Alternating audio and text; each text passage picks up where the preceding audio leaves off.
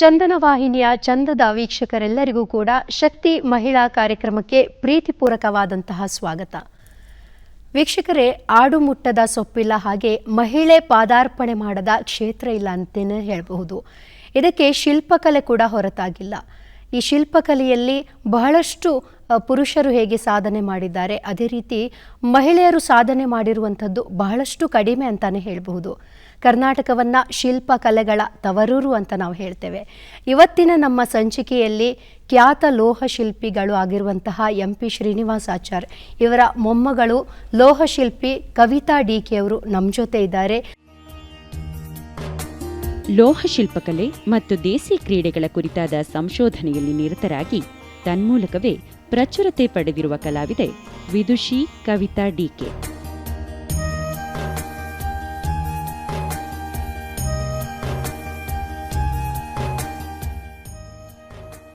ದ್ವಿಲೋಹ ಶಿಲ್ಪರಚನಾ ಆದ್ಯ ಪ್ರವರ್ತಕರಾದ NP ಶ್ರೀನಿವಾಸಾಚಾರ್ಯರ ಮೊಮ್ಮಗಳಾದ್ದರಿಂದ ಬಾಲ್ಯದಿಂದಲೇ ಶಿಲ್ಪಕಲಾ ಕೆತ್ತನೆಯಲ್ಲಿ ಆಸಕ್ತಿ ಬೆಳೆಸಿಕೊಂಡ ಕವಿತಾ ಮುಂದೆ ದೃಶ್ಯಕಲೆಯಲ್ಲಿ ಸ್ನಾತಕೋತ್ತರ ಮತ್ತು MPhil ಪದವಿ ಗಳಿಸಿದರು.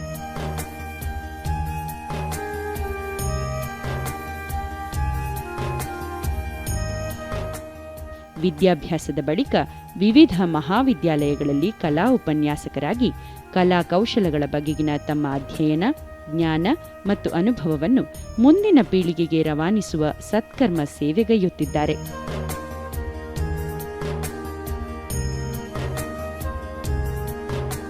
ಎರಡು 2022ರಲ್ಲಿ ಗಾಯತ್ರಿ ಸಮ್ಮಾನ್, ಶ್ರೀ ರಾಜರಾಜೇಶ್ವರಿ ರತ್ನ, ದೇಸಿ ಆಟಗಳ ಅನನ್ಯ ಸಂಶೋಧನೆಗಾಗಿ 16ನೆಯ ಗ್ಲೋಬಲ್ ಕಮ್ಯುನಿಕೇಷನ್ ರಾಷ್ಟ್ರೀಯ ಪುರಸ್ಕಾರ, 2023ರಲ್ಲಿ ಕನ್ನಡ ಮತ್ತು ಸಂಸ್ಕೃತಿ ಇಲಾಖೆಯ ಗೌರವ, 2024ರಲ್ಲಿ ಪ್ರತಿಭಾ ಪುರಸ್ಕಾರ ಮೊದಲಾದವು ಕವಿತಾ ಅವರ ಕಾಯಕ ಪ್ರೀತಿಗೆ ಸಂದ ಕೆಲವು ಸಮ್ಮಾನಗಳು.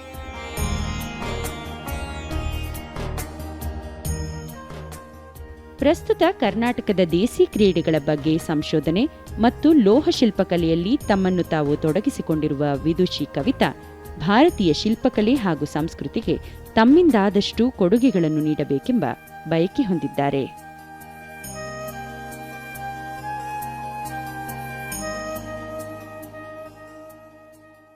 ಬನ್ನಿ ಅವರನ್ನ ಕಾರ್ಯಕ್ರಮಕ್ಕೆ ಸ್ವಾಗತಿಸೋಣ. ಮೇಡಮ್, ಕಾರ್ಯಕ್ರಮಕ್ಕೆ ಪ್ರೀತಿಪೂರ್ವಕವಾದಂತಹ ಸ್ವಾಗತ. Thank you very much. ಲೋಹ ಶಿಲ್ಪದಲ್ಲಿ ಹಲವಾರು ಪುರುಷರು ಸಾಧನೆಯನ್ನ ಮಾಡಿದ್ದಾರೆ, ಆದರೆ ಮಹಿಳೆಯಾಗಿ ತಾವು ಈ ಲೋಹ ಶಿಲ್ಪಕ್ಕೆ ಪಾದಾರ್ಪಣೆ ಮಾಡಿದ್ದೀರಿ, ಬಹಳಷ್ಟು ಸಾಧನೆ ಮಾಡಿದ್ದೀರಿ. ಈ ಒಂದು ಲೋಹ ಶಿಲ್ಪ ಕ್ಷೇತ್ರದತ್ತ ತಮಗೆ ಹೇಗೆ ಆಸಕ್ತಿ ಬಂತು? ಆಸಕ್ತಿ ಅನ್ನೋದು ನಮ್ಮ ಕುಲದಲ್ಲೇ ಇರುವಂಥ ಕಲೆಯಿಂದನೇ ಬಂದಿರುವಂಥದ್ದು. ಬಟ್ ಇದಕ್ಕಿಂತ ಮುಂಚೆ ನಮ್ಮ ಅಜ್ಜಿಯವರಾದ ಶಾರದಮ್ಮನವರು ನಮ್ಮ ತಾತನ ಜೀವನ ಚರಿತ್ರೆ ಬಗ್ಗೆ ಬರೆದಿಟ್ಟಿದ್ರು. ಸೊ ಅಲ್ಲಿಂದ ಆ್ಯಕ್ಚುಲಾಗಿ ನನ್ನ ಜರ್ನಿ ಶುರು ಆಯಿತು. ಬಟ್ ಏನೇ ಆದರೂ ಕೂಡ ಒಂದು ಮಹಿಳೆಯಾಗಿ ಅಂತ ನೀವು ಒಂದು ಪ್ರಶ್ನೆ ಹೇಳುವಾಗ, ಹಳೆ ಕಾಲದಲ್ಲೆಲ್ಲ ಒಂದು ಅಗ್ರಹಾರ ಇರ್ತಾಯಿತ್ತು, ಗಂಡಸರು ಶಿಲ್ಪಗಳನ್ನು ಮಾಡ್ತಾಯಿದ್ರು. ಬಟ್ ಹಾಗೆ ಹೆಣ್ಮಕ್ಳು ಕೂಡ ಅವರಿಗೆ ಸಪೋರ್ಟಿವ್ ಆಗಿ ನಿಂತು ಅವ್ರಿಗೇನು ಸಣ್ಣ ಪುಟ್ಟ ಸಹಾಯಗಳನ್ನು ಏನು ಮಾಡಬೇಕಿತ್ತು ಅದನ್ನು ಮಾಡಿಕೊಡ್ತಾಯಿದ್ರು. ಬಟ್ ನಮಗೆಲ್ಲರಿಗೂ ಗೊತ್ತಿರೋ ಹಾಗೆ ಸಾಂಪ್ರದಾಯಿಕ ಶಿಲ್ಪಕಲೆಗೆ ಯಾವುದೇ ಒಂದು ಕಾಲೇಜ್ ಅಥವಾ ಒಂದು ಸ್ಕೂಲ್ ಇರ್ತಾ ಇರಲಿಲ್ಲ, ಒಂದು ಗುರುಕುಲ ಅನ್ನೋದು ಇರ್ತಾ ಇರಲಿಲ್ಲ. ಸೊ ಒಬ್ಬರಿಂದ ಒಬ್ಬರಿಗೆ, ಅಂದರೆ ಹಿರಿಯರಿಂದ ಕಿರಿಯರಿಗೆ ಹೇಳ್ಕೊಡ್ತಾ ಬಂದಿರೋಂಥ ಪಾರಂಪರ್ಯ ಕಲೆ ಇದೆಲ್ಲ. ಸೊ ಅದರಿಂದನೂ ಇರಬಹುದು ಒಂದು ಹೆಣ್ಮಕ್ಳು ಮತ್ತಿನ್ನೊಬ್ಬರ ಮನೆಗೆ ಹೋಗಿ ಕಲಿಯುವಂಥದ್ದಾಗಲಿ ಅಥವಾ ಅಲ್ಲಿ ಕೂತು ಮಾಡುವಂಥದ್ದಂತೂ ಉಂಟು. ಬಟ್ ಅವರು ಮುಂದಕ್ಕೆ ಯಾವತ್ತೂ ಬಂದಿರಲಿಲ್ಲ. ನಮ್ಮ ತಂದೆ ಅವರು ವೈಜ್ಞಾನಿಕ ಮನಸ್ಸನ್ನು ಉಳ್ಳವರು. ಸೊ ಅವರ ಒಂದು ವೈಜ್ಞಾನಿಕ ಮನಸ್ಸು ಮತ್ತು ನಮ್ಮ ತಾತನವರ ಕಲಾತ್ಮಕತೆ ಎರಡೂ ಸೇರಿ ನಾನೊಂದು ರಿಸರ್ಚ್ ಜೊತೆಯಲ್ಲಿ ಲೋಹ ಶಿಲ್ಪಗಳ ಪ್ರಪಂಚಕ್ಕೆ ಕಾಲಿಟ್ಟಿದ್ದೀನಿ. ಒಂದು ರಿಸರ್ಚ್ ಮುಖಾಂತರ ನಮ್ಮ ಭಾರತೀಯ ಸಂಸ್ಕೃತಿಗೆ ಸಾಕಷ್ಟು ಉಡುಗೊರೆಯನ್ನು ಕೊಡಬೇಕು ಅಂತ ಅಂದ್ಕೊಳ್ತಾ ಇದ್ದೀನಿ. ಈಗ ಲೋಹ ಶಿಲ್ಪ ಅಂತ ಹೇಳಿದಾಗ ಇತ್ತೀಚಿನ ಯುವ ಜನತೆ ಏನಂತ ಹೇಳಿದರೆ ತಮ್ಮ ಕುಲಕಸುಬನ್ನು ಮಾಡಲಿಕ್ಕೆ ತುಂಬ ಜನ ಹಿಂದೇಟು ಹಾಕ್ತಾ ಇದ್ದಾರೆ. ಇದರಲ್ಲಿ ಆಸಕ್ತಿಯನ್ನು ಇಟ್ಕೊಂಡು ಬಹಳಷ್ಟು ಸಾಧನೆಯನ್ನು ಮಾಡಿದ್ದೀರಿ. ತಮ್ಮ ಈ ಯಶಸ್ಸಿನ ಹಿಂದಿನ ಗುಟ್ಟೇನು? ಈಗಿನ ಪೀಳಿಗೆ ಅಂತ ಹೇಳಿದ್ರೆ ನಮ್ಮ ಪೀಳಿಗೆ ಆಗ್ಬೋದು ಅಥವಾ ನನ್ನ ಮುಂದಿನ ಪೀಳಿಗೆ ಆಗಿರಬಹುದು, ನಾವೆಲ್ಲ ಯೋಚನೆ ಮಾಡೋದು ಒಂದು ಸೈಂಟಿಫಿಕ್ ಮೈಂಡಲ್ಲೇ ನಾವು ಯೋಚನೆ ಮಾಡ್ತಾ ಇರ್ತೀವಿ. ಈಗ ಸಾಂಪ್ರದಾಯಿಕವಾಗಿ ಬಂದಿರೋವಂಥ ಕಲೆಗಳನ್ನು ನಾವು ಯಾಕೆ ನೆಗ್ಲೆಕ್ಟ್ ಮಾಡ್ತಾ ಇದ್ದೀವಿ ಅಂದರೆ ಅದರಲ್ಲಿ ಅಡಗಿರುವಂಥ ಸಾಕಷ್ಟು ವಿಚಾರಗಳು, ಅಂದರೆ ವೈಜ್ಞಾನಿಕ ವಿಚಾರಗಳೇನಿದೆ ಅದು ಪಾರಂಪರ್ಯವಾಗಿ ಒಂದು ಕುಟುಂಬದಿಂದ ಮತ್ತೊಂದು ಕುಟುಂಬಕ್ಕೆ ಹೋಗ್ತಾ ಇದೆಯೇ ಹೊರತು ಒಂದು ಕಮ್ಯುನಿಟಿನಲ್ಲಿ ಇದೆ. ಅದನ್ನು ನಾವು ಇನ್ನೊಬ್ರಿಗೆ ಹೇಳ್ಕೊಡ್ಬೇಕಾದ್ರೆ ಒಂದು 50% ಫಿಲ್ಟರ್ ಆಗುತ್ತೆ, ಮತ್ತು ಇನ್ನೊಬ್ರಿಗೆ ಹೇಳ್ಕೊಡ್ತೀವಿ. ಹೇಳ್ತಾ ಬರ್ತಾ ಬರ್ತಾ ಇವಾಗ ಏನಾಗಿದೆ, ಒಂದು ನಂಬಿಕೆ ಜೊತೆಯಲ್ಲಿ ಕಲೆಗಳನ್ನು ಮಾಡ್ತಾ ಇದ್ದಾರೆ. ಇಲ್ಲ ನಮ್ಮ ತಾತ ಅವ್ರು ಹೀಗೆ ಮಾಡ್ತಾಯಿದ್ರು, ಅಥವಾ ಅಜ್ಜ ಹೀಗೆ ಮಾಡ್ತಾಯಿದ್ರು, ಅಥವಾ ಚಿಕ್ಕಪ್ಪ ಹೀಗೆ ಮಾಡ್ತಾಯಿದ್ರು, ಮಾವ ಹೀಗೆ ಮಾಡ್ತಾಯಿದ್ರು ಅನ್ನೋದನ್ನು ನೋಡಿಕೊಂಡು ಮಾಡ್ತಾ ಹೋಗ್ತಾರೆ. ಈಗಿನ ಕಾಲದಲ್ಲಿ ಫೋಟೋಗಳಿದೆ, ನಾವು ನೋಡಿ ರೆಫರೆನ್ಸ್ನ ತೊಗೊಂಡು ಮಾಡ್ತೀವಿ. ಬಟ್ ಹಳೆ ಕಾಲದಲ್ಲಿ ಏನಾಗ್ತಾಯಿತ್ತು, ಒಂದು ಶಾಸ್ತ್ರ ಅನ್ನೋದು ಇರ್ತಾಯಿತ್ತು, ಅದನ್ನು ನೋಡಿಕೊಂಡು ಅದ್ರ ತಕ್ಕನಾಗಿ ನಾವು ಶಿಲ್ಪಗಳನ್ನು ಮಾಡಬೇಕಾಗಿ ಬರ್ತಾಯಿತ್ತು. ನಮ್ಮ ಲೋಹ ಶಿಲ್ಪದಲ್ಲಿ ಉಪಯೋಗಿಸ್ತಾ ಇರೋವಂಥ ಮೆಟೀರಿಯಲ್ಸ್ ಏನಿದೆಯೋ, ಏನೇನು ವಸ್ತುಗಳನ್ನು ಯಾವ ಕಾಲದಲ್ಲಿ ಯಾವ ಥರ ಉಪಯೋಗಿಸ್ತಾರೆ ಅನ್ನೋದನ್ನು ತಿಳಿ ಹೇಳಿದ್ರೆ ಖಂಡಿತವಾಗ್ಲೂ ನಮ್ಮ ಮುಂದಿನ ಪೀಳಿಗೆ ವಾಪಸ್ ಬಂದು ಅವರವರ ಪಾರಂಪರ್ಯವಾಗಿ ಬಂದಿರೋವಂಥ ಕಲೆಯನ್ನು ಕಲಿತು ಮುಂದಿನ ಪೀಳಿಗೆಗೆ ತೊಗೊಂಡು ಹೋಗ್ತಾರೆ ಅಂತ ಅಂದ್ಕೊಳ್ತೀನಿ. ಈಗ ಲೋಹ ಶಿಲ್ಪ ನಮಗೆ ಮುಖ್ಯವಾಗಿ ಎಲ್ಲೆಲ್ಲ ಕಾಣಲಿಕ್ಕೆ ಸಿಗುತ್ತೆ, ಇದನ್ನು ಯಾವ ರೀತಿಯಲ್ಲಿ ನೀವು ತಯಾರು ಮಾಡ್ತೀರಾ? ಯೂಶಲ್ ಆಗಿ ನಮ್ಮ ದೇವಸ್ಥಾನಗಳಲ್ಲಿ ಸಿಗುವಂಥ ಪ್ರತಿಯೊಂದು ಪೂಜಾ ಸಾಮಗ್ರಿಗಳು, ರಥಕ್ಕೆ ಬೇಕಾಗಿರುವಂಥ ಆಯುಧಗಳಾಗಿರಬಹುದು, ಮತ್ತು ವಿಗ್ರಹಗಳು, ಮೂರ್ತಿಗಳು, ಛತ್ರಿ ಅಂತ ಮಾಡ್ತಾರೆ, ಆಮೇಲೆ ಕೆಲವೊಂದು ಮ್ಯೂಸಿಕಲ್ ಇನ್ಸ್ಟ್ರೂಮೆಂಟ್ಸ್ಗಳಲ್ಲಿ ಉಪಯೋಗಿಸ್ತಾರೆ, ಗಜಸ್ತಂಭ ಆಗಿರ್ಬೋದು. ಆ ಥರದ ಪ್ರತಿಯೊಂದು ದೇವಸ್ಥಾನದ ಕೆಲಸಗಳಲ್ಲಿ ಇದು ಕೂಡ, ಅಂದರೆ ಲೋಹ ಶಿಲ್ಪದವರು ತುಂಬ ಪ್ರಾಮುಖ್ಯತೆ ವಹಿಸ್ತಾರೆ. ಈಗ ಬೇರೆ ಶಿಲ್ಪ ಕಲೆಗಳಿಗಿಂತ ಲೋಹ ಶಿಲ್ಪ ಅನ್ನುವಂಥದ್ದು ಯಾವ ರೀತಿ ವಿಭಿನ್ನವಾಗಿದೆ? ಅದು ಮಾಡೋ ಪದ್ಧತಿಯಲ್ಲಿ ಹೋಗುತ್ತೆ. ಶಿಲ್ಪಕಲೆಗಳಲ್ಲಿ 3 ಥರ ಅಥವಾ 4 ಥರ ನಾವು ಹೇಳ್ಕೊಳ್ಬೋದು. ಒಂದು ಮಣ್ಣಲ್ಲಿ ಮಾಡುವಂಥದ್ದು, ಅಂದರೆ ಮಣ್ಣಿನ ಒಂದು ಕಾಂಬಿನೇಷನಲ್ಲಿ ಮಾಡ್ತಾರೆ. ಇನ್ನೊಂದು ಕಲ್ಲಲ್ಲಿ ಮಾಡೋದು, ಮತ್ತಿನ್ನೊಂದು ಮರದಲ್ಲಿ, ಮತ್ತಿನ್ನೊಂದು ಲೋಹದಲ್ಲಿ. ಯೂಶಲಿ ಕಲ್ಲಲ್ಲಿ ಏನಾಗುತ್ತೆ ಅಂತ ಹೇಳಿದ್ರೆ ನಾವು ಇರೋದನ್ನು ತೆಗೆದು ನಾವು ಮಾಡ್ತೀವಿ.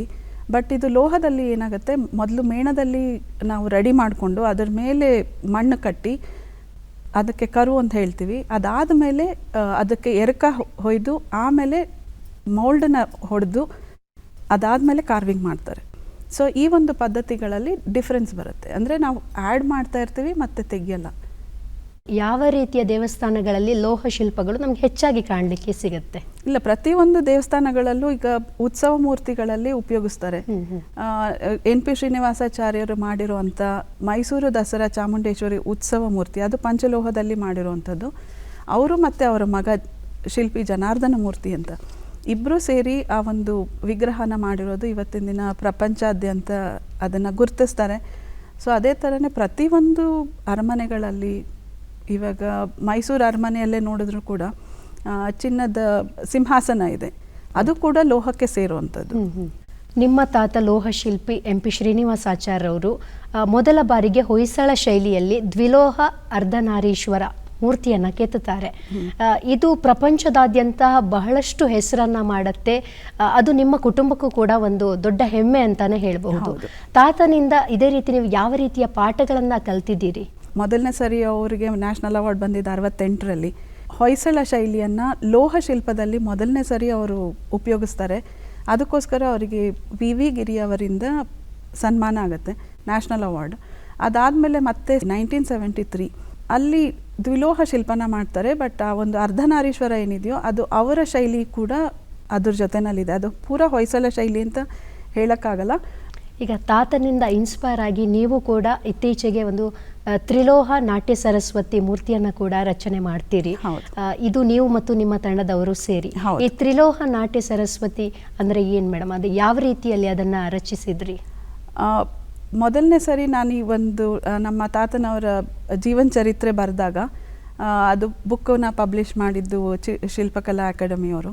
ಅಲ್ಲಿಂದ ನನಗೆ ನಮ್ಮ ತಾತನವರು ಮಾಡಿರುವಂಥ ಶಿಲ್ಪಗಳು ಎಷ್ಟು ಪ್ರಾಮುಖ್ಯತೆ ಪಡೆದಿದೆ ಅಥವಾ ಎಷ್ಟು ಮುಖ್ಯ ಈ ಒಂದು ಭಾರತೀಯ ಕಲೆಯ ಇತಿಹಾಸದಲ್ಲಿ ಅಂತ ಯೋಚನೆ ಮಾಡ್ತಾ ಬಂದೆ. ಸೊ ಅಲ್ಲಿ ಏನಾಗಿದ್ದು ಅಂತ ಹೇಳಿದ್ರೆ ವಿಷಯ ತುಂಬ ಗಾಢವಾಗಿ ನನ್ನ ಮನಸ್ಸಲ್ಲಿ ಉಳ್ಕೊಳ್ತು. ಆಗ ಮಿನಿಸ್ಟ್ರಿ ಆಫ್ ಕಲ್ಚರ್ಗೆ ಒಂದು ಪ್ರಪೋಸಲ್ ಕೊಟ್ಟೆ. ಏನಂತ ಹೇಳಿದ್ರೆ ದ್ವಿಲೋಹ ಶಿಲ್ಪದ ಬಗ್ಗೆ ಒಂದು ಅಧ್ಯಯನ ಆಗಬೇಕಿದೆ. ಯಾಕೆಂದರೆ ಅವ್ರು ಮಾಡಿರೋವಂಥ ಒಂದು ವಿಗ್ರಹ ಏನಿದೆ ಅದು ತುಂಬ ಹೊಸತನ ಇದೆ. ಅದನ್ನು ನಾವು ಡಾಕ್ಯುಮೆಂಟ್ ಮಾಡಿ ಸಾವಿರಾರು ಶಿಲ್ಪಿಗಳಿಗೆ ಅಥವಾ ಮುಂದೆ ಬರುವಂಥ ಪೀಳಿಗೆಗೆ ಉಪಯೋಗ ಆಗಲಿ ಅನ್ನೋ ಥರ ನಾವು ಯೋಚನೆ ಮಾಡಿದ್ವಿ. ಸೊ ಅದನ್ನು ಪ್ರಾಜೆಕ್ಟ್ನ ಶುರು ಮಾಡಿದಾಗ ದ್ವಿಲೋಹ ಶಿಲ್ಪಗಳನ್ನೇ ಮಾಡಬೇಕು ಅಂದ್ಕೊಳ್ತಾ ಇದ್ದಿದ್ದು. ಬಟ್ ಆಮೇಲೆ ಆ ಒಂದು ಶಿಲ್ಪ ಮಾಡುವ ರೀತಿಯಲ್ಲಿ ನಮಗೆ ತುಂಬ ಇನ್ಸ್ಪೈರಿಂಗ್ ಆಗಿ ಅದನ್ನು 3ನೇ ಲೋಹಗಳನ್ನು ಆ್ಯಡ್ ಮಾಡಿದ್ದು.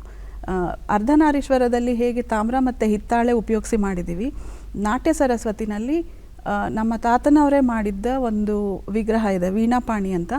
ಅದರಲ್ಲಿ ದೇಹ ಎಲ್ಲ ಕಾಪರ್ ಇದೆ, ಹಾಕ್ಕೊಂಡಿರುವಂಥ ಒಡವೆಗಳೆಲ್ಲ ಬ್ರಾಸಲ್ಲಿರುವಂಥದ್ದು. ಸೊ ಆ ಒಂದು ಪದ್ಧತಿನ ತಾತನವರೇ ಮಾಡಿರುವಂಥ ನಾಟ್ಯ ಸರಸ್ವತಿನ ಇನ್ಸ್ಪೈರಿಂಗಾಗಿ ತೊಗೊಂಡು ಈ ಮೆಥಡ್ನ ಅಳವಡಿಸ್ಕೊಳ್ಳೋಕೆ ಟ್ರೈ ಮಾಡಿದ್ವಿ. ನಾಟ್ಯ ಸರಸ್ವತಿನ ದೇಹ ಎಲ್ಲ ಕಾಪರಲ್ಲಿದೆ, ಆಕೆ ಹಾಕ್ಕೊಂಡಿರುವಂಥ ಒಡವೆಗಳೆಲ್ಲ ಬ್ರಾಸಲ್ಲಿದೆ, ಮತ್ತು ಮತ್ತೊಂದು ಲೋಹನ ಆ್ಯಡ್ ಮಾಡ್ಕೊಳ್ಳೋಣ ಅಂಥೇಳಿ ಮೊಮ್ಮಗಳಾಗಿ ಅವ್ರಿಗೆ ಒಂದು ನಮನ ಸಲ್ಲಿಸೋ ಥರ ಬೆಳ್ಳಿಯನ್ನು ತಗೊಂಡು ಪುಸ್ತಕ ಮತ್ತು ಜಪಮಾಲೆ ಅದನ್ನು ನಾವು ಇಂಪಾರ್ಟೆನ್ಸ್ ಕೊಟ್ಟು ಅದಕ್ಕೆ ನಾವು ಬೆಳ್ಳಿಯನ್ನು ಉಪಯೋಗಿಸಿದ್ದೀವಿ. ಕಿರೀಟದಲ್ಲಿ ಒಂದು ಸಣ್ಣ ಜಾಗದಲ್ಲಿ ಕೂಡ ಬೆಳ್ಳಿಯನ್ನು ಉಪಯೋಗಿಸಿದ್ದೀವಿ. ಸೊ ಹಾಗಾಗಿ ಇದು ಪ್ರಪಂಚದಲ್ಲೇ ಮೊದಲ ಬಾರಿಗೆ ತ್ರಿಲೋಹ ನಾಟ್ಯ ಸರಸ್ವತಿಯ ರಚನೆ ಆಗಿದೆ. ಈಗ ಚಿಕ್ಕ ವಯಸ್ಸಿನಿಂದ ನೀವು ಲೋಹ ಶಿಲ್ಪವನ್ನು ಹೇಗೆ ಕಲಿತಾ ಬಂದ್ರಿ, ಹೇಗೆ ಸಾಧನೆ ಮಾಡಿದ್ರಿ ಈ ಕ್ಷೇತ್ರದಲ್ಲಿ? ನಾನು ನಾರ್ಮಲ್ ಆಗೇ ಬೇರೆ ನಮ್ಮ ಜೊತೆಯಲ್ಲಿ ಇರುವಂಥ ಜನರೇಷನಲ್ಲಿ ಏನು ಓದ್ತಾ ಬಂದರೂ ಹಾಗೆಯೇ ನಾನು ನಾರ್ಮಲ್ ಸಬ್ಜೆಕ್ಟ್ಸ್ನೇ ಓದ್ಕೊಳ್ತಾ ಬಂದಿದ್ದು. ಬಟ್ ಆಮೇಲೆ ಚಿತ್ರಕಲೆಯಲ್ಲಿ 5 ವರ್ಷ ಡಿಗ್ರಿ ಮಾಡಿದೆ. ಅದಾದಮೇಲೆ ಮತ್ತೆ ಪೋಸ್ಟ್ ಗ್ರ್ಯಾಜುಯೇಷನ್ ಆಯಿತು, MPhil ಆಯಿತು, PhDನ ಶುರು ಮಾಡಿದ್ವಿ. ಬಟ್ ಇದೆಲ್ಲರ ಮಧ್ಯದಲ್ಲಿ ಯಾವಾಗ ಜೀವನ ಚರಿತ್ರೆ ಬರೆದೆ, ಅದಾದಮೇಲೆ ನನಗೆ ಇಲ್ಲ, ಈ ಒಂದು ಕ್ಷೇತ್ರದಲ್ಲಿ ನಾನು ಮುಂದುವರಿಬೇಕು, ನಾನು ಒಂದಷ್ಟು ವಿಗ್ರಹಗಳನ್ನ ಮಾಡಬೇಕು ಅಂತ ಯೋಚನೆ ಬಂದಿದ್ದು. ಅದು ಯೋಚನೆ ಬಂದಿರೋದಕ್ಕೆ ಒಂದು ಆತಂಕ ಕೂಡ ಇದೆ. ಏಕೆಂದರೆ ನಮ್ಮ ತಾತನಿಗೆ ತುಂಬ ಜನ ಮಕ್ಕಳು, ಬಟ್ ಅವರಲ್ಲಿ ಯಾರೂ ಮಕ್ಕಳಾಗಲಿ ಅಥವಾ ಮೊಮ್ಮಕ್ಕಳಾಗಲಿ ಈ ಕಾಲದಲ್ಲಿ ಯಾರು ಡೈಲಿ ಪ್ರಾಕ್ಟೀಸ್ ಮಾಡ್ತಾ ಇಲ್ಲ. ಸೊ ಇದು ನನಗೊಂಥರ ಆತಂಕನೇ ಶುರು ಆಗಿದೆ. ಸೊ ಹಾಗಾಗಿ ಎಲ್ಲಿ ಕಣ್ಮರೆ ಆಗುತ್ತೋ, ಹೇಗೆ ಡಿಸ್ಕನೆಕ್ಟ್ ಆಗುತ್ತೆ. ಅಂದರೆ ನಮ್ಮ ತಾತ ಒಂದು ಹಂತಕ್ಕೆ ತಲುಪಬೇಕು ಅಂತ ಹೇಳಿದ್ರೆ ಅವರೊಬ್ಬರು ಗಳಿಸಿರುವಂಥದ್ದಲ್ಲ, ಅಥವಾ ನಾನು ತ್ರಿಲೋಹ ಮಾಡಿದ್ದೀನಿ ಅಂತ ಹೇಳಿದ್ರೆ ಅದು ನಾನು ಗಳಿಸಿರುವಂಥದ್ದಲ್ಲ. 25-30 ತಲೆಮಾರುಗಳಿಂದ ಬಂದಿರೋವಂಥ ವಿಷಯನ ನಾವು ಅದನ್ನು ಮುಂದೆ ತೊಗೊಂಡು ಹೋಗಬೇಕಾಗಿದೆ ಹೊರತು ಇಲ್ಲಿ ನಮ್ಮದು ಅಂತ ಯಾವುದೂ ಬರೋಲ್ಲ. ಸೊ ಅದರಿಂದ ನಾನೇನು ಮಾಡಿದೆ, ನಮ್ಮ ತಾತನವರೇ ಒಂದು ಸೆಂಟರಲ್ಲಿ, ಡಿಸೈನ್ ಸೆಂಟರ್ ಅಂತಿದೆ, ಅಲ್ಲಿ ವರ್ಕ್ ಮಾಡ್ತಾಯಿದ್ರು. ಸೊ ಅದೇ ಜಾಗದಲ್ಲಿ ವರ್ಕ್ಶಾಪ್ ಮಾಡ್ತಾರೆ. ಸೊ ಅಲ್ಲಿ ಟ್ರೈನಿಂಗು ಕೂಡ ಕೊಡ್ತಾರೆ. ಸೊ ಅಲ್ಲಿ ಹೋಗಿ ಸ್ವಲ್ಪ ಮಟ್ಟಿಗೆ ಕಲಿತು ನನಗಿಷ್ಟು ವರ್ಷದಿಂದ ನಾನು ತಾತ ಮಾಡಿರುವಂಥ ವಿಗ್ರಹಗಳನ್ನ ನೋಡ್ಕೊಂಡು ಬಂದೆ ಅಲ್ಲ. ಸೊ ಅದ್ರ ಜೊತೆಯಲ್ಲಿ ಈ ಒಂದು ರಿಸರ್ಚ್ ಕಾಂಬಿನೇಷನಲ್ಲಿ ನಮ್ಮ ಗುರುಗಳಿಂದ ಕೂಡ ಸಾಕಷ್ಟು ಸಪೋರ್ಟ್ ಸಿಕ್ಕಿದೆ. ಡಾಕ್ಟರ್ ಜ್ಞಾನಾನಂದ ರವರಾಗಿರಬಹುದು, ಡಾಕ್ಟರ್ ಚೂಡಾಮಣಿ ನಂದಗೋಪಾಲ್ ಆಗಿರಬಹುದು, ಹಾಗೆ ಡಾಕ್ಟರ್ ರಾಘವೇಂದ್ರ ಕುಲಕರ್ಣಿಯವರು, ಇಷ್ಟು ಜನನೂ ಕೂಡ ನನಗೆ ತುಂಬ ಚೆನ್ನಾಗಿ ಸಪೋರ್ಟ್ ಮಾಡಿದರು. ಹಾಗೂ ಕೂಡ ನಮ್ಮ ಮನೆಯವರು ಕೂಡ, ನಮ್ಮ ತಂದೆ ತಾಯಿ, ತಾತ, ಅಜ್ಜಿ ಅವರೆಲ್ಲರ ಆಶೀರ್ವಾದದಿಂದನೇ ನಾನು ಇಷ್ಟು ಮುಂದೆ ಬರಲಿಕ್ಕೆ ಸಾಧ್ಯ ಆಗಿದೆ. ಅಷ್ಟೇ. ಒಂದು 3-4 ವರ್ಷದಿಂದ ನಾವು ಪ್ರಾಕ್ಟೀಸ್ ಮಾಡ್ತಾ ಇದ್ದೀನಿ ಇದರ. ಈಗ ಒಂದು ವಿಗ್ರಹವನ್ನು ಕೆತ್ತಬೇಕು ಅಂತ ಹೇಳಿದರೆ ಎಷ್ಟು ದಿನ ಸಮಯ ತೆಗೆದುಕೊಳ್ತೀರಿ? ಅದರ ಪ್ರೊಸೀಜರ್ ಹೇಗಿರುತ್ತೆ? ಅದೇ ಪ್ರೊಸೀಜರ್ ನಾನು ಆವಾಗಲೇ ಹೇಳಿದಾಗೆ, ಮೊದಲು ನಾವು ಒಂದು ಆಕಾರವನ್ನು ನಾವು ಮನಸ್ಸಲ್ಲಿ ಇಟ್ಕೊಳ್ಬೇಕಾಗತ್ತೆ. ಯೂಶಲಿ ಮೊದಲೆಲ್ಲ ಏನು ಮಾಡ್ತಾಯಿದ್ರು, ಮಂತ್ರಗಳಿರ್ತಾಯಿತ್ತು, ಯಜ್ಞಗಳೆಲ್ಲ ಮಾಡಿ ಪ್ರತಿಯೊಂದನ್ನು ಶುರು ಮಾಡ್ತಾಯಿದ್ರು. ಬಟ್ ಈಗಿನ ಪರಿಸ್ಥಿತಿನಲ್ಲಿ ಕೆಲವೊಂದು ಒಳ್ಳೆ ಮುಹೂರ್ತಗಳನ್ನು ನೋಡಿಕೊಂಡು ನಾವು ಇದನ್ನು ಮುಂದುವರಿಸ್ಕೊಳ್ತೀವಿ. ಮೊದಲು ಮೇಣದಲ್ಲಿ ರೆಡಿ ಮಾಡ್ಕೊಳ್ತೀವಿ ವಿಗ್ರಹನ. ಅದಾದಮೇಲೆ ಅದನ್ನು ನಾವು ಕ್ಯಾಸ್ಟಿಂಗ್ ಮಾಡ್ಕೊಳ್ಬೇಕಾಗತ್ತೆ. ಕ್ಯಾಸ್ಟಿಂಗ್ನ ತೆಗೆದಾಗ ಮುಗೀತು, ಅಲ್ಲಿಗೆ ಮೇಣದ ವಿಗ್ರಹ ಕರ್ಗೋಗಿರುತ್ತೆ. ಸೊ ನಾವು ಅದನ್ನು ರೆಪ್ಲಿಕಾ ಮಾಡೋ ಹಾಗಿಲ್ಲ, ಅದು ನಮ್ಮ ಪದ್ಧತಿನಲ್ಲಿ ಇರುವಂಥದ್ದು. ಬಟ್ ಈಗಿನ ಕಾಲದಲ್ಲಿ ಏನಾಗ್ತಾ ಇದೆ, ಮಲ್ಟಿಪಲ್ಸ್ ಕಾಪೀಸ್ನ ತೆಗಿತಾರೆ. ಸೊ ಅದು ಪದ್ಧತಿಯ ಎಗೇನ್ಸ್ಟ್ ಇದೆ. ಸೊ ಕೆಲವೊಂದು ಪದ್ಧತಿಗಳನ್ನು ನಾವು ಫಾಲೋ ಮಾಡಿಕೊಂಡೇ ಮಾಡಿದ್ರೆ ಮಾತ್ರ ಆ ವಿಗ್ರಹದಿಂದ ಬರಬೇಕಾಗಿರುವಂಥ ಒಳ್ಳೆ ವೈಬ್ರೇಷನ್ಸ್ ಏನಿದೆ ಅದು ಖಂಡಿತ ಬರುತ್ತೆ. ಈಗ ಎಷ್ಟು ದಿನ ತೆಗೆದುಕೊಳ್ತೀರಿ ಒಂದು ವಿಗ್ರಹವನ್ನು ರಚಿಸಲಿಕ್ಕೆ? ಅದು ಚಿಕ್ಕ ವಿಗ್ರಹ ಆದರೆ ಅಟ್ಲೀಸ್ಟ್ 2 ಮಂತ್ಸ್ ಆದರೂ ಬೇಕಾಗುತ್ತೆ. ಇಲ್ಲ ಅಂದರೆ ಒಂದು 6 ಮಂತ್ಸ್ 8 ಮಂತ್ಸ್, ಅದು ಡಿಪೆಂಡ್ ಆಗುತ್ತೆ.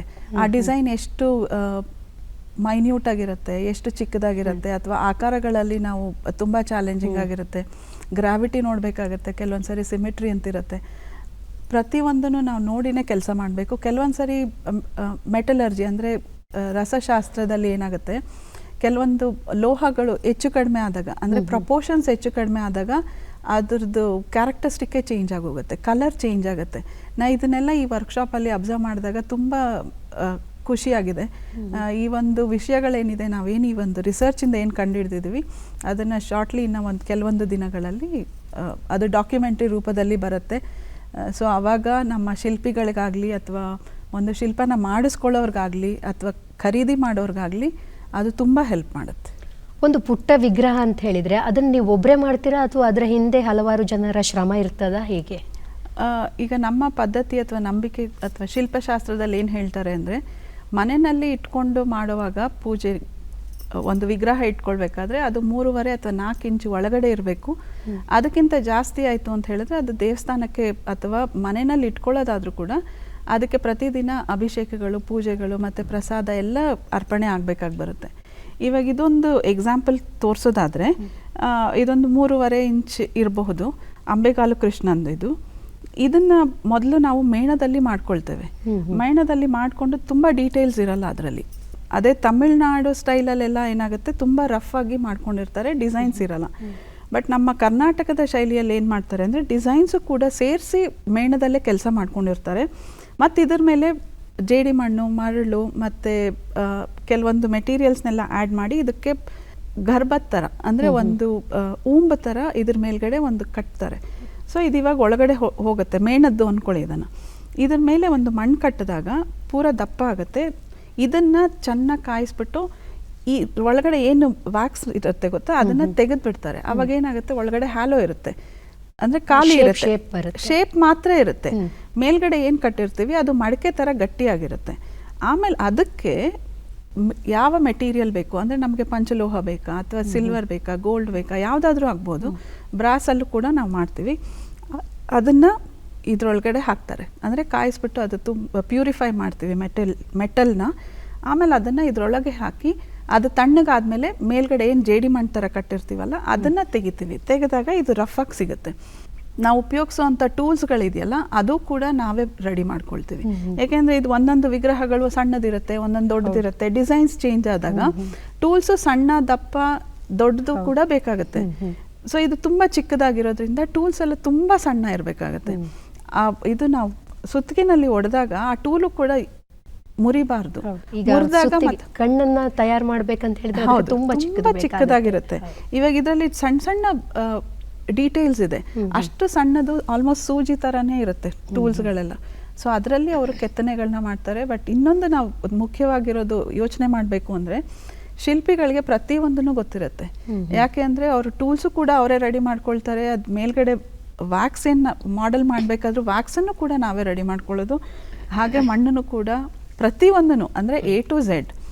ಏನು ಹೇಳ್ತೀವಿ ಅಂದರೆ, ಶಿಲ್ಪಶಾಸ್ತ್ರದಲ್ಲಿ ಒಂದು ವಿಗ್ರಹನ ಒಬ್ಬರೇ ಮಾಡಬೇಕು ಅದನ್ನು. ಈಗ ತಂದೆ ತಾಯಿ ಹೇಗೆ ಒಂದು ಮಗುಗೆ ಜನ್ಮ ಕೊಡ್ತಾರಲ್ಲ ಆ ಥರ, ಹಾಗೆ ಅಷ್ಟು ಪ್ಯೂರಿಟಿ ಇರಬೇಕು. ಒಬ್ಬರಿಂದ ಮತ್ತೊಬ್ಬರಿಗೆ ಕೊಡಬಾರ್ದು. ಒಬ್ಬರು ವ್ಯಾಕ್ಸ್ ಮಾಡೆಲ್ ಮಾಡೋದು, ಮತ್ತೊಬ್ಬರು ಮೆಟಲ್ ಕೆಲಸ ಮಾಡೋದು, ಅದು ತಪ್ಪಾಗತ್ತೆ. ಅದು ಶಿಲ್ಪಶಾಸ್ತ್ರದ ಪ್ರಕಾರ ಅದು ಒಳ್ಳೇದಲ್ಲ.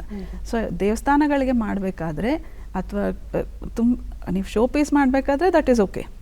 But if it is for ದೇವಸ್ಥಾನಕ್ಕೆ, ಅಂದರೆ ಒಳ್ಳೆ ಕಾರ್ಯಗಳಿಗೆ ಬೇಕು ಅಂದಾಗ ಶಾಸ್ತ್ರೋಕ್ತವಾಗಿ ಎಲ್ಲ ಶಿಲ್ಪಿಗಳು ಮಾಡಿಕೊಟ್ಟಾಗ ಮಾತ್ರ ನಮ್ಮ ಶಿಲ್ಪಕಲೆ ಉಳಿಯೋಕ್ಕೆ ಸಾಧ್ಯ ಆಗುತ್ತೆ. ಹೇಗೆ ಒಂದು ಮಗುನ ಹಾರೈಕೆ ಮಾಡ್ಕೊಳ್ತಾ ಕೊನೆಗೆ ಪ್ರಾಣ ಪ್ರತಿಷ್ಠಾಪನೆ ಕೂಡ ಇರುತ್ತೆ. ಸೊ ಇದಿಷ್ಟು ಆ್ಯಕ್ಚುಲಿ ಒಬ್ಬ ಶಿಲ್ಪಿನೇ ಮಾಡಬೇಕಾಗಿರೋದು. ಇವಾಗಿನ ಕಾಲದಲ್ಲಿ ಏನಾಗ್ತಾ ಇದೆ, ಶಿಲ್ಪನ ಒಬ್ಬರು ಮಾಡ್ತಾರೆ, ಪ್ರಾಣ ಪ್ರತಿಷ್ಠಾಪನೆ ಮತ್ತೊಬ್ರು ಮಾಡ್ತಾರೆ. ಆ ಥರ ಮಾಡಬಾರ್ದು. ದೇವರನ್ನ ಕ್ರಿಯೇಟ್ ಮಾಡ್ತಾ ಇರುವಂಥ ತಂದೆ ತಾಯಿ ಸ್ಥಾನದಲ್ಲಿ ಕೂತು ಅವರ ಮನಸ್ಥಿತಿಯನ್ನು ಕ್ಲೀನಾಗಿ ಇಟ್ಕೊಂಡು, ಅವರ ದಿನಚರಿಯನ್ನು ಕ್ಲೀನಾಗಿ ಇಟ್ಕೊಂಡು, ಅವರಿರೋವಂಥ ಸ್ಥಳ ಆಗಲಿ, ಅವರ ಮನಸ್ಸಾಗಲಿ, ಒಳಗಾಗಲಿ ಹೊರಗಾಗಲಿ ಅವರು ತುಂಬ ಕ್ಲೀನಾಗಿ ಇದ್ಕೊಂಡೇ ದೇವ್ರ ವಿಗ್ರಹಗಳನ್ನ ಮಾಡಬೇಕಾಗಿ ಬರುತ್ತೆ. ಆವಾಗಲೇ ಆ ದೇವರಿಗೆ ಆ ಕಳೆ ಹುಟ್ಟಕ್ಕೆ ಸಾಧ್ಯ. ಲೋಹ ಶಿಲ್ಪದಲ್ಲಿ ಬಹಳಷ್ಟು ಸಂಶೋಧನೆಗಳನ್ನು ಮಾಡಿದ್ದೀರಾ. ನೀವು ಮಾಡಿದಂತಹ ಸಂಶೋಧನೆ ಮುಂದಿನ ಪೀಳಿಗೆಯವರಿಗೆ ಯಾವ ರೀತಿ ಸಹಾಯ ಆಗುತ್ತೆ? ನೋಡಿ, ಈಗಿನ ಪೀಳಿಗೆಯವರು ಎಲ್ಲ ಯಾವುದನ್ನೇ ನೋಡಬೇಕಾದ್ರೂ ಒಂದು ಸೈನ್ಸ್ ಪರ್ಸ್ಪೆಕ್ಟಿವ್ ಅಲ್ಲೇ ನೋಡ್ತಾ ಹೋಗ್ತಾರೆ, ಅದರಲ್ಲೇನೆ ಅನಲೈಸ್ ಮಾಡ್ತಾ ಹೋಗ್ತಾರೆ. ಪ್ರಶ್ನೆಗಳು ಹುಟ್ಟೋದು ಹಾಗೇನೆ, ಅದು ಯಾಕೆ ಇದು ಯಾಕೆ ಅಂತ ಕೇಳ್ತಾರೆ. ಬಟ್ ಯಾವುದೇ ಒಂದು ಕೆಲಸ ಕಾರ್ಯಗಳು ಮಾಡಬೇಕಾದ್ರೆ, ಅಂದರೆ 25-30 ಜನರೇಷನಿಂದ ಯಾವುದೋ ಒಂದು ಕಲೆನ ನಿಷ್ಠೆಯಿಂದ ನಡೆಸ್ಕೊಂಡು ಬಂದು ಅದನ್ನು ದೇವಸ್ಥಾನದಲ್ಲಿ ಇಡುವಂಥ ವಿಗ್ರಹಗಳನ್ನು ಅಥವಾ ದೇವರ ಸಾಮಗ್ರಿಗಳನ್ನು ಮಾಡಿಕೊಡ್ತಾ ಇದ್ದಾರೆ ಅಂದರೆ ಅದರಲ್ಲಿ ಸಾಕಷ್ಟು ಸೈಂಟಿಫಿಕ್ ವ್ಯಾಲ್ಯೂಸ್ ಇದೆ. ಇವತ್ತಿನ ದಿನ ನಾವು ಬೇಕಾದಷ್ಟು ವಸ್ತುಗಳನ್ನು ನೋಡಿದ್ದೇವೆ.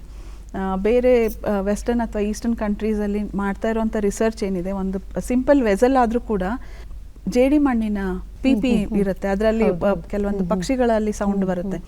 ಅದೇ ಅದರ ಒಳಗಡೆ ಇರುವಂಥ ಕೆಲವೊಂದು ಆಕಾರಗಳು ಚೇಂಜ್ ಆದಾಗ ಅದರದ್ದು ಎಕ್ಸ್ಪ್ರೆಷನ್ ಚೇಂಜ್ ಆಗುತ್ತೆ. ಸೊ ಹಾಗೇನೆ ವಿಗ್ರಹದಲ್ಲೂ ಕೂಡ ಅಳತೆ ಪ್ರಮಾಣಗಳಿದೆ. ಕಾಲು ಉದ್ದ ಮಾಡೋದು ಅಥವಾ ಕೈ ಉದ್ದ ಮಾಡೋದೆಲ್ಲ ಆಗೋದಿಲ್ಲ. ಮುಖದ ಅಳತೆ ಮೇಲೆ ಪೂರ ದೇಹದ ಆಕಾರನ ಡಿಸೈಡ್ ಮಾಡಿ ಅದರ ಪ್ರಕಾರನೇ ಮಾಡ್ಕೊಂಡು ಹೋಗ್ತಾರೆ. ಆಮೇಲೆ ಪ್ರತಿಯೊಂದು ದೇವರಿಗೂ ಕೂಡ ಅವ್ರವ್ರದ್ದೇ ಆದ ಆಯುಧಗಳಿದೆ, ಅವ್ರದ್ದೇ ಆದ ಜ್ಯುವೆಲ್ಸ್ ಇದೆ, ಆಭರಣಗಳೆಲ್ಲ ಅವರು ಹಾಕೊಳ್ಳುವಂಥದ್ದು ಕೂಡ ತುಂಬ ಸ್ಪೆಸಿಫಿಕ್ ಆಗಿದೆ. ಅದೆಲ್ಲ ನೋಡಿ ಕಲ್ತನೆ ಮಾಡಬೇಕಾಗತ್ತೆ. ಮಹಿಳಾ ಸಾಧಕಿಯರು ತುಂಬ ಕಡಿಮೆ ಇದ್ದಾರೆ ಲೋಹ ಶಿಲ್ಪದಲ್ಲಿ. ನೀವು ಇನ್ನಷ್ಟು ಸಾಧನೆ ಮಾಡಿದರೆ ಇನ್ನಷ್ಟು ಮಹಿಳೆಯರಿಗೆ ಇದು ಇನ್ಸ್ಪೈರ್ ಆಗ್ಬೋದು. ಜೆಂಡರ್ನ ನಾನು ಮರ್ತನೇ ನಾನು ಈ ಕಲೆಗೆ ಬಂದಿರೋವಂಥದ್ದು. ನಾನು ಜೆಂಡರ್ನ ನನ್ನ ಮನಸ್ಸಲ್ಲಿ ಇಟ್ಕೊಂಡ್ರೆ ಇದರಲ್ಲಿ ನಡೆಯುವಂಥ ಕೆಲಸಗಳೇನಿದೆ ಅದು ತುಂಬ ಹಾರ್ಡ್ ವರ್ಕ್ ಇದೆ. ಯಾಕೆಂದರೆ ತುಂಬ ಟೆಂಪರೇಚರಲ್ಲಿ ವರ್ಕ್ ಮಾಡಬೇಕಾಗಿ ಬರುತ್ತೆ. ಅದ್ರ ಜೊತೆಯಲ್ಲಿ ಅದರದ್ದು ಸೌಂಡ್ ಏನಿದೆಯಲ್ಲ ಅದು ತುಂಬ ಎಫೆಕ್ಟಿವ್ ಆಗಿರುತ್ತೆ. ಸೊ ಅದನ್ನೆಲ್ಲ ಹೊಂದ್ಕೊಂಡು ಹೋಗೋಕ್ಕೆ ಅದು ಬರೀ ಮನಸ್ಸಿದ್ರೆ ಮಾತ್ರ ಸಾಲದು, ನಮ್ಮ ದೇಹ ಕೂಡ ಅದ್ರ ಜೊತೆಯಲ್ಲಿ ನಡ್ಕೊಳ್ತಾ ಹೋಗ್ಬೇಕು, ಬೆಳವಣಿಗೆ ಆಗ್ತಾ ಹೋಗಬೇಕು. It takes time. ಸೊ ಯಾವುದನ್ನು ನಾನು ಇವತ್ತು ಕಲ್ತಿದ್ದೀನಿ ನಾಳೆ ಮಾಡ್ತೀನಿ ಅನ್ನೋದಲ್ಲ. ನಂದು ಒಂದು ಸಾಧನೆ ಆಗಬೇಕಾದ್ರೆ ಇನ್ನೂ ಒಂದು 10-15 ವರ್ಷಗಳೇ ಹಿಡಿಯುತ್ತೆ. ಬಟ್ ಈಗಿನ ಒಂದು ತಕ್ಕ ಮಟ್ಟಿಗೆ ನನ್ನ ಕಡೆಯಿಂದ ಏನು ರಿಸರ್ಚ್ ಪರ್ಸ್ಪೆಕ್ಟಿವಲ್ಲಿ ವೈಜ್ಞಾನಿಕ ರೀತಿಯಲ್ಲಿ ಏನು ವಿಷಯಗಳನ್ನು ನಾನು ಮುಂದಕ್ಕೆ ಹೇಳೋದಿದ್ದೀನಿ ಅಥವಾ ಇದುವರೆಗೂ ಏನು ಹೇಳಿದ್ದೀನಿ ಅದು ಈಗಿನ ಪೀಳಿಗೆಗೆ ಖಂಡಿತ ಮನಸ್ಸನ್ನು ಒಲಿಸುತ್ತೆ. ಅವರು ವಾಪಸ್ ಅವರ ಒಂದು ಕುಲದ ಕಲೆ ಕಡೆಗೆ ಗಮನ ಕೊಡ್ತಾರೆ ಅಂತ ನಾನು ನಂಬಿದ್ದೀನಿ. ವೀಕ್ಷಕರೇ, ಕವಿತಾ ಡಿ.ಕೆ. ಅವರು ಕೇವಲ ಲೋಹ ಶಿಲ್ಪಿ ಮಾತ್ರ ಅಲ್ಲ, ಈ ದೇಸಿ ಆಟಗಳನ್ನು ಆಡೋದ್ರಿಂದ ಅದು ವೈಜ್ಞಾನಿಕವಾಗಿ ನಮ್ಮ ಮೇಲೆ ಯಾವ ರೀತಿ ಪರಿಣಾಮ ಬೀರುತ್ತೆ ಅನ್ನೋದನ್ನು ಕೂಡ ಅವರು ಅಧ್ಯಯನ ಮಾಡಿದ್ದಾರೆ. ಬನ್ನಿ ಅವ್ರ ಹತ್ರ ಅದರ ಬಗ್ಗೆ ಕೂಡ ಪ್ರಶ್ನೆಯನ್ನು ಕೇಳೋಣ. ಮೇಡಮ್, ಈಗ ದೇಸಿ ಆಟಗಳನ್ನು ನಾವೆಲ್ಲರೂ ಆಡ್ತಾ ಇರ್ತೇವೆ, ಅಂದರೆ ಚಿಕ್ಕಂದಿನಿಂದ ದೇಸಿ ಆಟಗಳನ್ನು ಆಡ್ತಾ ಬಂದವರು ನಾವು. ಈ ದೇಸಿ ಆಟಗಳು ಕೂಡ ವೈಜ್ಞಾನಿಕವಾಗಿ ನಮ್ಮ ಇಂದ್ರಿಯಗಳ ಮೇಲೆ ಪರಿಣಾಮ ಬೀರುತ್ತೆ ಅನ್ನೋದನ್ನು ಕೂಡ ತಾವು ತಿಳ್ಕೊಂಡಿದ್ದೀರಿ. ಇದು ಹೇಗೆ? ನೋಡಿ, ನಾವು ಚಿಕ್ಕ ವಯಸ್ಸಲ್ಲಿ ನಾವು ಆಟ ಆಡಿದಾಗೆ ಅಂದರೆ 80s ಅಥವಾ 90s ಅಥವಾ 70s ಆಡಿರುವಂಥ ಆಟಗಳೆಲ್ಲ ಪ್ರಕೃತಿ ಜೊತೆಯಲ್ಲಿ ನಾವು ಆಡಿರುವಂಥದ್ದು. ನಮಗೆ ಯಾವಾಗ್ಲೂ ವಿಡಿಯೋ ಗೇಮ್ಸ್ ಆ ಥರ ಏನೂ ಇರಲಿಲ್ಲ. ಈ ಒಂದು ಆಟಗಳನ್ನು ನಾನು ಯೋಚನೆ ಮಾಡಿ ಮುಂದುವರೆದಾಗ ನಂಗೆ ಒಂದು ಅರ್ಥ ಆಗಿದ್ದು, ಈ ಆಟಗಳನ್ನು 5 ಬಗೆಯಲ್ಲಿ ನಾವು ವಿಂಗಡಿಸಬಹುದು ಅಂತ. ಒಂದು ಶಬ್ದದಲ್ಲಿ ಆಡುವಂಥ ಆಟಗಳು, ಆಮೇಲೆ ಗಾಳಿಯಲ್ಲಿ ಆಡುವಂಥ ಆಟಗಳು, ಮತ್ತು ಬೆಂಕಿ ಅಥವಾ ಎನರ್ಜಿ ಜೊತೆಯಲ್ಲಿ ಆಡುವಂಥ ಆಟಗಳು, ನೀರು ಜೊತೆಯಲ್ಲಿ ಆಡುವಂಥದ್ದು, ಮತ್ತು ಭೂಮಿಯಲ್ಲಿ ಆಡುವಂಥ ಆಟಗಳು. ಪೋಸ್ಟ್ ಗ್ರ್ಯಾಜುಯೇಷನಲ್ಲಿ ಮಾಡಿದ್ದೆ ಈ ಒಂದು ಹಂತದಲ್ಲಿ ಮಾಡಿದೆ. ಅಂದರೆ ಈ ಹಂತದಲ್ಲಿ ಎಲ್ಲ ಆಟಗಳನ್ನು 5 ಪಂಚಭೂತಗಳಿಗೆ, ಪಂಚಮಹಾಭೂತಗಳಿಗೆ ನಾನು ವಿಂಗಡಿಸಿದ್ದು. ಆಮೇಲೆ MPhilಲ್ಲಿ ಹೋದಾಗ ಯೋಚನೆ ಮಾಡಿದಾಗ 5 ಪಂಚೇಂದ್ರಿಯಗಳ ಜೊತೆಯಲ್ಲಿ ಪಂಚಭೂತಗಳನ್ನ ನಾವು ಕನೆಕ್ಟ್ ಮಾಡಿದಾಗಲೇ ಮಕ್ಕಳ ಬೆಳವಣಿಗೆಗೆ ಅನುಕೂಲ ಆಗುತ್ತೆ ಅಂತ. ಸೊ ಈ ಆಟಗಳನ್ನು ಆಡಿಸ್ಬೇಕಾದ್ರೆ ಪ್ರತಿಯೊಂದು ಸ್ಕೂಲಲ್ಲೂ ಕೂಡ ಅಥವಾ ಕಾಲೇಜ್ಗಳಲ್ಲಿ ಏನೇ ಆಟ ಆಡಿದ್ರೂ ಕೂಡ ಅವರು ಈ ಪಂಚೇಂದ್ರಿಯಗಳ ಮೇಲೆ ಪ್ರಭಾವ ಬೀರುವಂಥ ಆಟಗಳನ್ನು ಆಡಿಸಿದಾಗ ಅವರ ಇಂದ್ರಿಯಗಳು ತುಂಬ ಡೆವಲಪ್ಮೆಂಟ್ ಆಗುತ್ತೆ ಆ್ಯಂಡ್ ಅವರು ಖುಷಿಯಾಗಿ ಕಲಿತಾರೆ. ಇದರಲ್ಲಿ ಮತ್ತೊಂದು ವಿಷಯ ಏನಂತ ಹೇಳಿದರೆ, ಈ ಪಂಚೇಂದ್ರಿಯಗಳು ಒಂದೇ ಅಲ್ಲ, ನಮ್ಮ ರಸ ಏನಿದೆ ಅಲ್ಲ, ಎಮೋಷನ್ಸ್, ಆ ಎಮೋಷನ್ಸು ಕೂಡ ಅವ್ರಿಗೆ ಅರ್ಥ ಆಗ್ತಾ ಹೋಗುತ್ತೆ. ಅಂದರೆ ನನಗೆ ಕೋಪ ಬರುತ್ತೆ ಅಂದರೆ 100% ಬರುತ್ತೆ. ಒಂದು ಆಟದಲ್ಲಿ ನಿಮಗೆ ಪೂರ ಫ್ರೀಡಮ್ ಇರುತ್ತೆ, ಎಷ್ಟಾದರೂ ಕಿರ್ಚಾಡ್ಬೋದು, ಜಗಳ ಆಡ್ಬೋದು, ಸಂತೋಷವಾಗಿರ್ಬೋದು. ಆ ಒಂದು ಪ್ಯಾರಾಮೀಟರ್ ಅರ್ಥ ಆಗುತ್ತೆ. ನನಗಿಷ್ಟು ಕೋಪ ಬರುತ್ತೆ, ಬಟ್ ಸಮಾಜದಲ್ಲಿದ್ದಾಗ ನಾನು ಎಷ್ಟು ಕೋಪ ತೋರಿಸಬಹುದು ಅನ್ನೋದು ಕೂಡ ಅರ್ಥ ಮಾಡ್ಕೊಳ್ತಾ ಹೋಗ್ತಾರೆ. ಟೀಮ್ ಲೀಡರ್ಶಿಪ್ ಏನಿದೆಯೋ ಅದನ್ನು ಅರ್ಥ ಮಾಡ್ಕೊಳ್ತಾರೆ. ಏನೋ ತುಂಬ ಸೂಕ್ಷ್ಮವಾಗಿ ಅರ್ಥ ಮಾಡ್ಕೊಳ್ತಾ ಹೋಗ್ತಾರೆ. ಅಂದರೆ ಮಕ್ಕಳು ಇರ್ತಾರೆ, ಅವರನ್ನು ಆಟಕ್ಕುಂಟು ಲೆಕ್ಕಕ್ಕಿಲ್ಲ ಅಂತ ನಾವು ತಗೊಳ್ತೀವಿ. ಸೊ ಈ ಥರ ಒಂದು ವಿಷಯಗಳನ್ನು ನಾವು ತೊಗೊಂಡು ಹೋದಾಗ ಮಕ್ಕಳು ಕೂಡ ಸಮಾಜದಲ್ಲಿ ಹೇಗಿರಬೇಕು, ಯಾರ ಜೊತೆಯಲ್ಲಿ ಹೇಗೆ ಹೊಂದ್ಕೋಬೇಕು ಅನ್ನೋದನ್ನು ಅರ್ಥ ಮಾಡ್ಕೊಳ್ತಾ ಹೋಗ್ತಾರೆ. ಸೊ ಇದನ್ನು ನಾನು ಆಟಗಳನ್ನು ಸೈಂಟಿಫಿಕ್ ಆಗಿ ಅಬ್ಸರ್ವ್ ಮಾಡ್ತಾ ಇದ್ದೀನಿ. ಅಂದರೆ ಲೋಹ ಶಿಲ್ಪದ ಜೊತೆಗೆ ಇದನ್ನು ಒಂದು ಹವ್ಯಾಸವಾಗಿ ತೆಗೆದುಕೊಂಡಿದ್ದೀರಿ. ಇದು ನನ್ನ ಸಂಶೋಧನೆ ಆಗಿದೆ.